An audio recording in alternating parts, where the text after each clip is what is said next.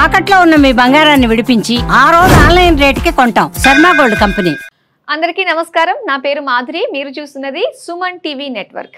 మరి ఫిబ్రవరి 16 నుంచి 28 వరకు ద్వాదశ రాశుల వారికి ఎలా ఉండబోతుందో, వారి ఫలితాలు మంచి చెడుల గురించి తెలియజేయడానికి మనతో పాటు ఉన్నారు ప్రముఖ జ్యోతిష్య పండితులు నందిబట్ల శ్రీహరి శర్మ గురువు గారు. నమస్కారం గురువు గారు. వాగర్థావివ సంపృక్తౌ వాగర్థ ప్రతిపత్తయే జగతః పితరౌ వందే పార్వతీ పరమేశ్వరౌ. ఆదిత్యాయ చ సోమాయ మంగళాయ బుధాయ చ గురుశుక్రశనిభ్యశ్చ రాహవే కేతవే నమః. శృంగేరి జగద్గురు పీఠాధిపతులకి, కంచి పీఠాధిపతులకి నమస్కారములు తెలియజేసుకుంటూ కార్యక్రమాన్ని ప్రారంభిద్దాం. గురుగారు, ఇక కర్కాటక రాశి వారికి మరి ఈ పీరియడ్లో ఎలా ఉండబోతుందో మంచి చెడుల గురించి తెలియజేస్తారా? ఫిబ్రవరి 16వ తారీఖు నుంచి 28వ తారీఖు వరకు కర్కాటక రాశి వారికి ఏ విధంగా ఉండబోతుందో తెలుసుకునే ముందు ముఖ్యంగా గ్రహ స్థితిగతులను తెలుసుకుందాం. లాభంలోని గురువు 12వ ఇంట కుజుడు వక్రీకరించి ఉండడం, 3వ ఇంట కేతువు, అలాగే 8వ ఇంట రవి శని బుధ మరియు 9వ ఇంట శుక్రుడు రాహు. వెరసి చూసుకున్నట్లయితే ఈ యొక్క కర్కాటక రాశి వారికి ముఖ్యంగా ఉద్యోగస్తులకి, ప్రభుత్వ రంగం కావచ్చు, ప్రైవేట్ కావచ్చు, లేదా కాంట్రాక్టులు, ప్రభుత్వపరమైనటువంటి కాంట్రాక్టులు చేసేటువంటి వాళ్ళకి, కొన్ని రకాల వ్యాపారస్తులకి మరియు నిరుద్యోగస్తులకి తప్ప మిగతా అన్ని రంగాలలో ఉన్నటువంటి వారికి యోగదాయకమైనటువంటి పరిస్థితి ఉంటుంది.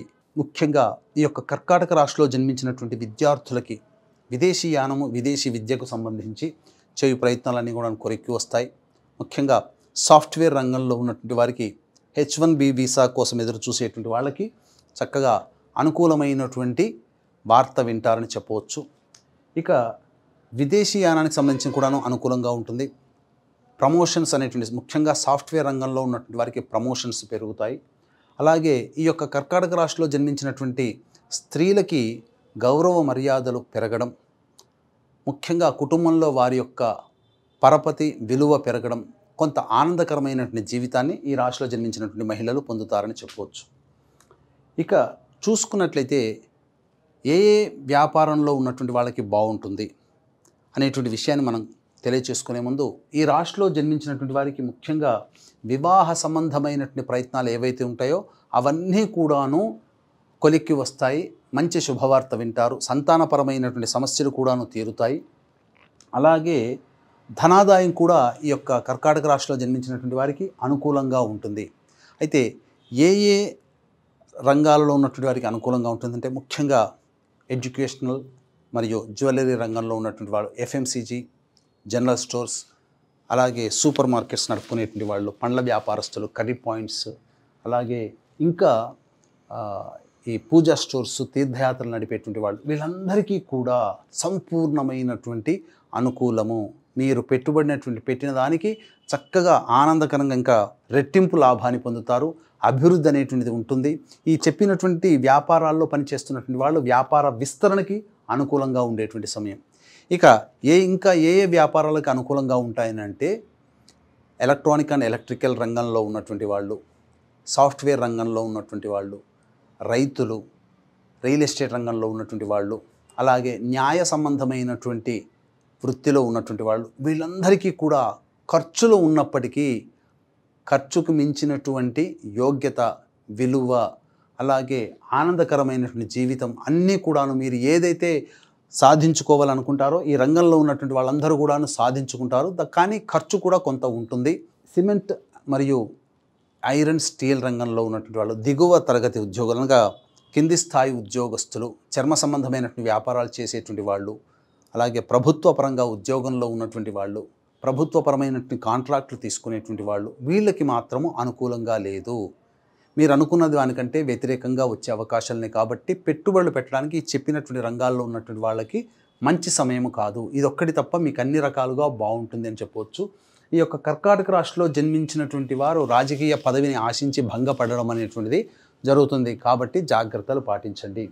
ఇక ఈ 16వ తారీఖు నుంచి 28వ తారీఖు వరకు మంచి చెడు ఏ రోజుల్లో ఏ విధంగా ఉండబోతుందో మనం క్లుప్తంగా తెలియజేసుకుందాం. వీక్షించేటువంటి ప్రేక్షకులకి గమనిక, ఈ నెల 26వ తారీఖు రోజున మహాశివరాత్రి సందర్భంగా మహామహిమాన్వితమైనటువంటి కాశీక్షేత్రంలో జాతకరీత్యా కలుగు విద్య, వివాహ, ఉద్యోగ, దాంపత్య, సంతాన, అనారోగ్య సమస్యల నివారణకి మరియు గత జన్మ కర్మదోషాలు ఉండడం వలన ఈ జన్మలలో సమస్యలు ఉంటాయి కాబట్టి కర్మదోష నివారణ తిలహోమాలు.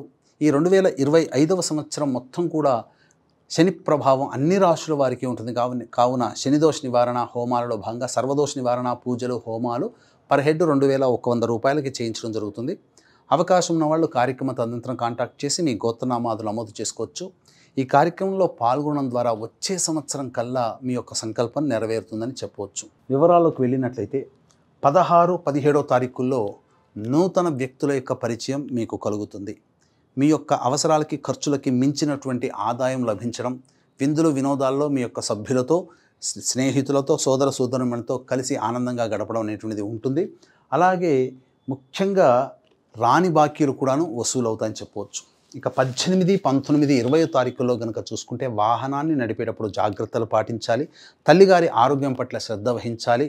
గృహోపకరణాలకి వాహన మరమ్మతులకి ఖర్చులు అధికంగా అవుతాయి. ఏదైనా ఒక వాహనాన్ని కొనుగోలు చేయాలనే ఆలోచన మీకు కలుగుతుంది.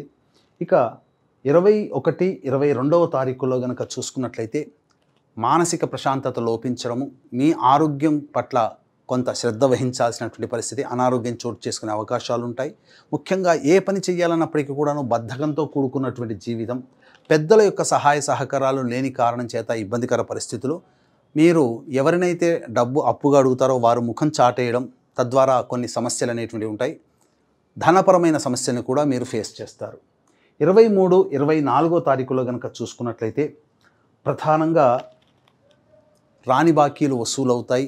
ముఖ్యంగా న్యాయ సంబంధమైనటువంటి వివాదాలు ఏవైతే ఉంటాయో ఆ వ్యాజ్యములలో మీరు విజయాన్ని పొందే అవకాశాలు గోచరమవుతున్నాయి. ఆస్తికి సంబంధించినటువంటి హక్కులకి సంబంధించినటువంటి పోరాటంలో మీకు విజయం లభిస్తుందని చెప్పవచ్చు. ఆనందంగా కుటుంబ సభ్యులతో గడుపుతారని చెప్పవచ్చు.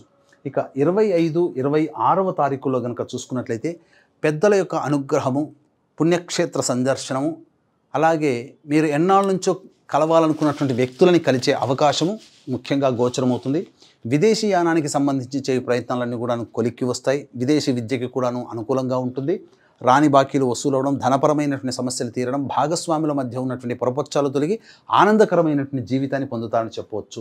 ఇక 27, 28వ తారీఖులో కనుక చూసుకున్నట్లయితే ప్రభుత్వ రంగంలో పనిచేసేటువంటి ఉద్యోగస్తులు, కాంట్రాక్టర్లకి కొంత మానసికమైనటువంటి సమస్యలు అధికంగా ఉంటాయి. ఒక చికాకు అనేటువంటిది మిమ్మల్ని వేధిస్తుంది. ధనము ప్రవాహంలా ఖర్చులు అధికంగా ఎక్కువైపోతాయి. ఆ రోజు వరకు ఉన్నటువంటి ఖర్చుల్ని తొలగించుకోవడము చాలా మంచిది. ఎందుకంటే ఆకస్మికమైనటువంటి ఖర్చులు వచ్చే అవకాశాలు కూడా గోచరమవుతున్నాయి. మనస్సు ప్రశాంతంగా ఉండదు. ఒక జిగ్జాగ్ వ్యవస్థలాగా ఉంటుంది. ఏదో ఒక తెలియని భయం మిమ్మల్ని వెంటాడుతుందని చెప్పవచ్చు.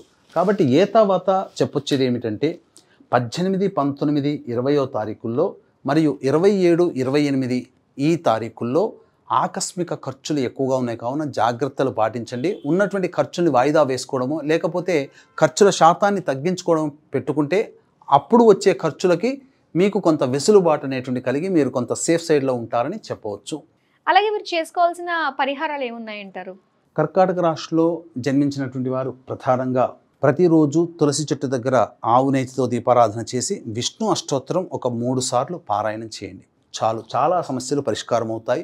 ఇప్పుడు చెప్పినటువంటి పరిస్థితుల కంటే ఇంకా విభిన్నంగా మీ యొక్క జీవితం ఉంది అని అంటే మీ యొక్క జన్మజాతకంలో నడుస్తున్నటువంటి గ్రహ దశాంతర దశల ప్రభావాలు. కావున దగ్గరలోని మంచి ఉపాసనా పొరలైనటువంటి జ్యోతిష్యులను సంప్రదించి వారి సలహాలు సూచనలు కనుక పాటించినట్లయితే మరింత మెరుగైనటువంటి జీవితాన్ని పొందుతారని తెలియజేయవచ్చు. కర్కాటక రాశి వారి ఫలితాల గురించి అలాగే పరిష్కార మార్గాల గురించి తెలియజేసినందుకు ధన్యవాదాలండి. సర్వం శ్రీ ఉమామహేశ్వర పరబ్రహ్మార్పణమస్తు.